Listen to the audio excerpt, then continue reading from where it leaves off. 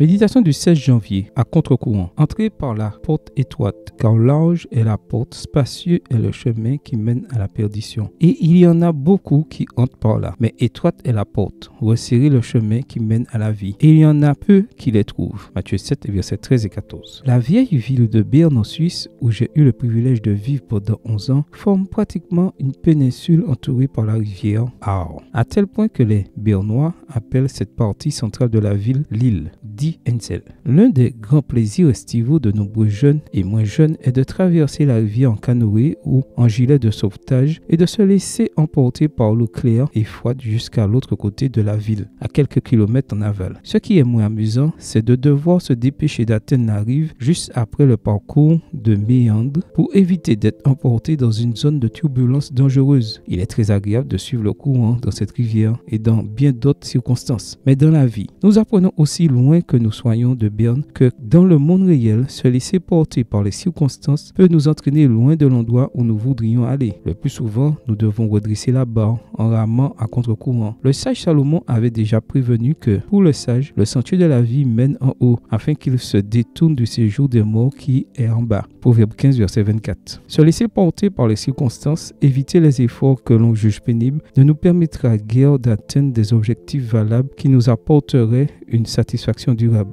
Le sportif doit s'entraîner rigoureusement pour atteindre ses objectifs et la victime d'un accident doit persévérer dans son traitement de rééducation, aussi douloureux soit-il pour se rétablir. Les paroles de Jésus que je cite aujourd'hui signifient que le chemin vers une vie digne d'être vécue n'est souvent pas facile. N'importe quelle bûche, n'importe quelle branche morte peuvent être emportées sur la harpe avec la fonte des neiges pour finir dans le feu de ceux qui nettoient la rivière en contrebas. Mais il faut toute la force et la détermination d'un athlète pour nager à contre-courant ou remonter les rapides pour atteindre son but. Seigneur, je reconnais ma tendance à me laisser emporter parfois pour éviter les problèmes immédiats. Aide-moi à affronter les courants qui m'entourent et à résister sachant que je peux compter sur ta force. Je dépose à tes pieds tous mes projets pour aujourd'hui. Amen. Bonne journée à vous et que le Seigneur vous bénisse.